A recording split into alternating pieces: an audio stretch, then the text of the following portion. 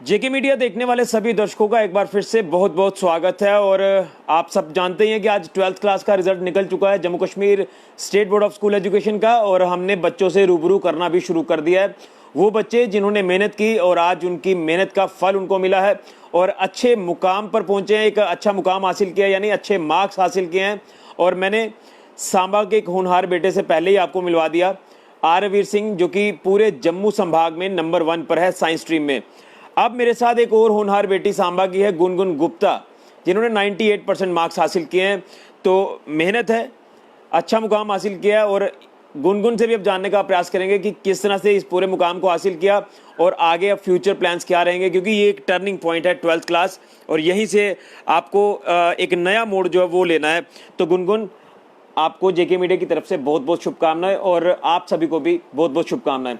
तो गुनगुन, आपका ये सफ़र किस तरह से रहा? 98% मार्क्स हासिल किए और किस तरह से ये मुकाम हासिल किया, सबसे पहले हमारे दर्शकों को बताओ। मैंने ज़्यादा कोविड की वजह से स्कूल वाले तो ऑनलाइन लेते थे, तो अगर जब समझ नहीं आता था तो यूट्यूब या फिर अपने जो सीनियर्स होते थे उनसे हेल्प लेकर ही सारा अपने आप को इस टाइप स्कूल के लिए प्रिपेयर किया था, बोर्ड्स के लिए प्रिपेयर किया था, क्योंकि हम स्कूल से तो इंटरेक्ट कर नहीं सकते थे, पूरे साल बंद था। तो इसलिए यूट्यूब ही हमारा मेन वो था, सहारा था कि हम उससे पढ़ पा रहे थे बस। अच्छा, इसी के साथ साथ अगर बात करें, जिससे आपने कहा कि हम ऑनलाइन स्टडीज़ कर रहे थे, ऑनलाइन स्टडी करने में भी कितनी दिक्कतें आपको आई होंगी? क्योंकि पहले तो नेट की भी काफ़ी दिक्कत रहती थी, फिर जब एग्ज़ाम का टाइम पास आने लगा तो उस समय किस तरह से मैनेज करते थे आप? गाइडेंस किस तरह से ले पाते थे टीचर्स से? नेट की तो मुश्किल आती थी, बट घर वालों ने पूरा उसका ध्यान रखा, उन्होंने वाईफाई वगैरह लगा के दे दिया कि पूरे सोर्सेज प्रोवाइड किए कि ज़्यादा दिक्कत ना आए। और रही बात गाइडेंस की, तो सीनियर्स हेल्प कर देते थे हमारी। मेरी दीदी हैं, वो बहुत ज़्यादा हेल्प करते हैं, उन्होंने ही सारी हेल्प किया। और कुछ ट्यूशन्स लगवाई थी तो उनके टीचर्स हेल्प करते थे बस। अच्छा, साइंस स्ट्रीम में आपने ये 98% मार्क्स हासिल किए, तो साइंस स्ट्रीम आपने चुनी, तो आगे क्या आपने सोचा था कि मुझे साइंस स्ट्रीम चुननी है और मुझे इसी के ऊपर जो वो आगे बढ़ना है? एक्चुअली मेरे भैया सॉफ्टवेयर इंजीनियर है, तो उनको ही देख देख कर सोचा था कि जैसे वो सॉफ्टवेयर इंजीनियर है, वो कंप्यूटर्स बनाते हैं, तो उसमें इंटरेस्ट है। तो अभी यही सोचा है कि अगर अगर कंप्यूटर्स में मिला मेरे को तो मैं कंप्यूटर्स इंजीनियरिंग परस्यू करूँगी, वरना मैं फ़िज़िक्स में ऑनर करूँगी, बिकॉज फ़िज़िक्स में इंटरेस्ट है। हाँ अच्छा जी। अच्छा, क्या किस तरह से आप स्टडीज़ को लेकर मैनेज करते थे? कुछ बच्चे होते हैं जब वो 12th क्लास में आते हैं तो वो अपना बेस स्टार्टिंग से ही बना लेते हैं कि मुझे स्टार्टिंग से अगर बेस बनाना है तो आगे कोई दिक्कत नहीं आएगी। स्टार्टिंग से बेस बनाया था या फिर एग्ज़ाम टाइम पर अपने आप पर बोझ लिया था कि मुझे अब एग्ज़ाम टाइम आगे मुझे पढ़ना है, तो उसमें थोड़ी सी दिक्कतें कहीं पेश आ रही हूँ आपको? स्टार्टिंग्स में तो लीनियंसी सबकी होती है। लास्ट के 5-6 मंथ्स जब रह गए थे तो पहले तो यही था कि पेपर शायद से नहीं होंगे, ऐसे ऐसे चल रहा था। फिर जब लास्ट में 6 मंथ में उन्होंने बोला कि 60% है, तो यही था कि अगर अब मार्क्स नहीं आएंगे फिर कभी भी नहीं आएंगे। इसलिए लास्ट 6 मंथ में ही प्रिपरेशन की तो सबका। सब अच्छा हो हाँ गया। जी। अच्छा, 3 एग्ज़ाम आपके हुए और 2 कैंसिल हो गए। 3 के मार्क्स आपको अपनी मेहनत के मिले और 2 के मिले आपको इंटरनल असेसमेंट के बेस पर। इससे सेटिस्फाई हो आप? नहीं, एक्चुअली मैथ ही टर्निंग पॉइंट होता है। मैथ में उन्होंने मेरे को 98 मार्क्स दिए। अगर मैं एग्ज़ाम देती तो था कि 100 आएंगे आएंगे। हाँ जी। यानी कोविड ने कहीं ना कहीं आपके आपके जो प्लान थे उसके ऊपर पानी फेर दिया हाँ जी। है ना? हाँ जी। थोड़ा बहुत तो है ही है, क्योंकि ना हम टीचर से फिज़िकल इंटरेक्शन में जो हम समझ सकते हैं वो ऑनलाइन नहीं इतना समझ आता है। और रही बात इसकी, क्या कहते हैं, कोविड ने हमें थोड़ा बहुत तो, क्योंकि हमें इतना पहले पता नहीं था कि ऑनलाइन जूम वगैरह कोई इतना यूज़ ही नहीं करता था, तो पहले थोड़ी दिक्कत आई, फिर उसके बाद आस्ता आस्ता हो गया। और बाकी जो थोड़ी बहुत हेल्प होती थी वो जूम टीचर्स से, यूट्यूब से और अपने ट्यूशन टीचर्स वगैरह से हेल्प मिल जाती थी। यानी आपको टीचर से प्रॉपर गाइडेंस मिलती रही है और पेरेंट्स का सपोर्ट, पेरेंट्स आपके साथ बैठे, मैं उनसे भी बात करूँ, लेकिन पेरेंट्स का सपोर्ट आपको किस तरह से रहा पूरे इस सेशन में? पेरेंट्स का सपोर्ट तो सारा, मेरी मम्मा पढ़ाई के लिए स्टार्टिंग से स्ट्रिक्ट थी, तो उनको यही था कि 12th में अगर तेरे मार्क्स नहीं आए तो फिर तुम्हारा कुछ भी नहीं बनेगा। तो ट्वेल्थ उनके लिए यही था कि अच्छे मार्क्स लो, अच्छे कॉलेज में जाओ, क्योंकि उनको यही है कि गर्ल्स इंडिपेंडेंट होनी चाहिए, ना कि घर में रहें। तो वो यही है कि बस पढ़ो, अच्छा बनो और कुछ मुकाम हासिल करो, हम भी कुछ कहें कि हमारा बेटा ऐसा है। हाँ जी। बिल्कुल ठीक कहते हैं, क्योंकि टर्निंग पॉइंट होता है ट्वेल्थ क्लास, यहीं से आपका जो ज़िंदगी का एक नया मोड़ है वो आपको लेना है। तो ठीक कहा। तो फाइनली आपने जो मेहनत की उसका जो रिजल्ट आपको मिला, आप उससे सेटिस्फाई हो ओवरऑल? नहीं, थोड़ा थोड़ा सा बहुत मलाल तो रह ही नहीं। जाता है। हाँ जी, अगर थोड़ी मेहनत और कर लेती तो 99 आ सकते थे। और कुछ थोड़ा प्रैक्टिकल्स का इशू था, क्योंकि हमें स्कूल वाले ने लास्ट 1 वीक में प्रोवाइड किए थे प्रैक्टिकल्स, तो हमने 2 वीक में अप्रॉक्सीमेटली प्रैक्टिकल बनाकर उनको सबमिट कराए। तो उसकी वजह से थोड़ा मेरे को लग रहा है कि प्रैक्टिकल्स में मार्क्स 3-4 मार्क्स वहाँ से कम हुए और 2 मार्क्स मैथ से, तो उसकी वजह से थोड़ा है। सा परसेंटेज हाँ में जी। फर्क पड़ गया। चलिए, बच्चों को कुछ इस बार मलाल भी है, क्योंकि जो इंटरनल असेसमेंट के आधार पर कुछ बच्चों को नंबर्स मिले, सबको मिले हैं, क्योंकि 3 एग्ज़ाम हुए, किसी के 2 हुए हैं।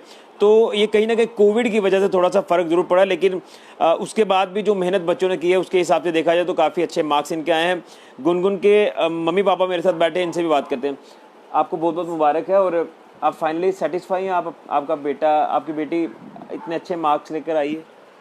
ठीक है, अभी क्या कह सकते हैं, जितनी इसने मेहनत की थी उससे अकॉर्डिंग थोड़े कम है, बट सेटिस्फाई हूँ, थोड़ा सा, थोड़ी हूँ, ज़्यादा नहीं। अब जो फ्यूचर प्लान्स हैं आपकी बेटी के, उसको लेकर किस तरह से आप सपोर्ट करने वाले हैं? हमारा तो पूरा सपोर्ट है, जो ये चाहेगी, जैसा ये चाहेगी वैसे ही करेंगे इसके साथ। इसको कोई कंप्रोमाइज़ नहीं करना है, लाइफ के साथ कोई कंप्रोमाइज़ नहीं, जो हमने किया वो इसने नहीं करना है। हाँ, बस। तो आपने क्योंकि बताते हैं ना कि बेटियां पापा की ज़्यादा लाडली होती हैं, तो आपका ओवरऑल सपोर्ट और स्टडीज़ को लेकर किस तरह से सपोर्ट रहा? भैया बात ऐसी है, मुझे तो कुछ भी नहीं नॉलेज है दुकान के, तो इसका सारा क्रेडिट इसकी मम्मा को जाता है, जो घर में इसके साथ थी।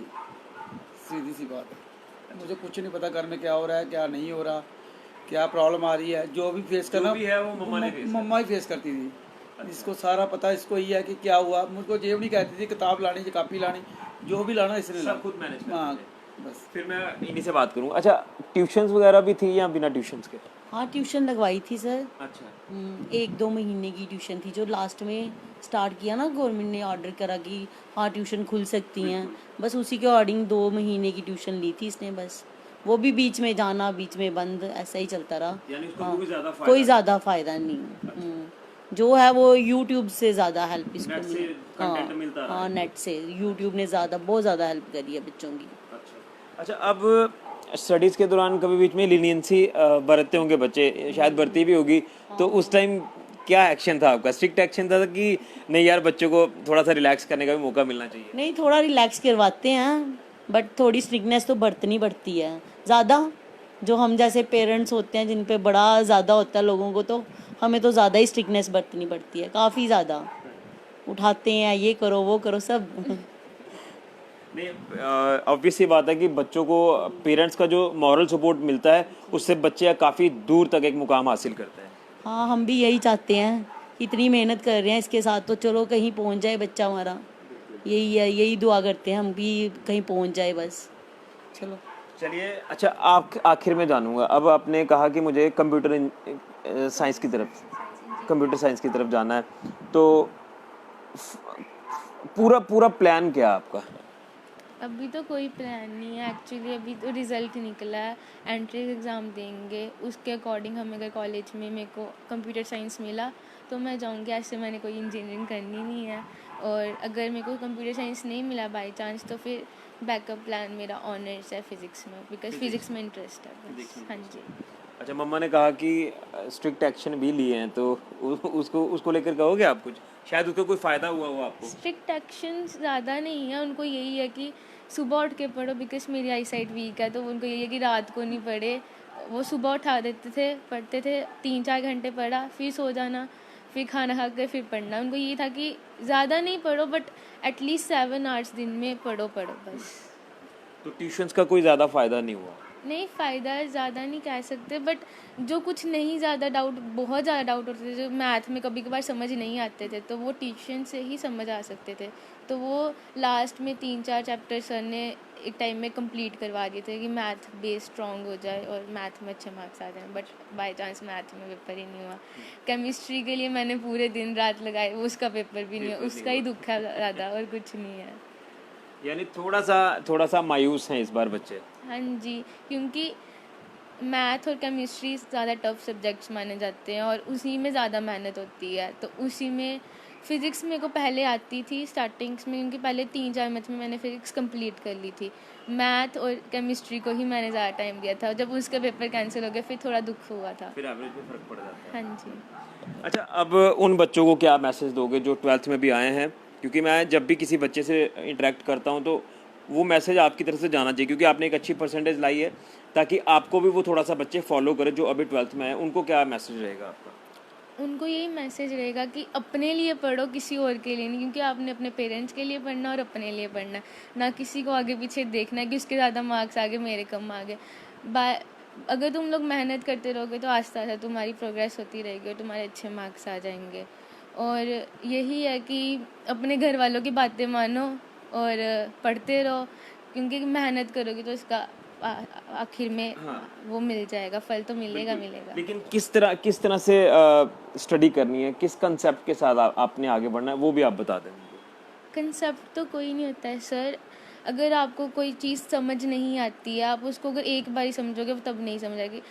उसको ज़्यादा से ज़्यादा 10 बारी समझोगे, तुम्हारे दिमाग में वो बैठ जाती है, तो फिर वो बाद में सबकॉन्शियस माइंड में रह जाती है। तो वो जब हम सॉल्व करने लगते हैं वो उसी टाइम हमारे दिमाग में रह जाती है। इसीलिए हमें अगर कोई चीज़ समझ नहीं आ रही है, उसको 10 बारी निकालो और वो हमारे दिमाग में बैठ जाती है।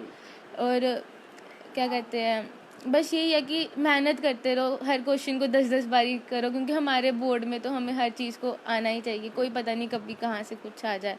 बस यही है और कुछ नहीं है, मेहनत ही करनी है और कुछ नहीं है बोर्ड्स के लिए। बिल्कुल, यानी आप अब तैयार हो अगले मुकाम को हासिल करने के लिए भी कह सकते हैं।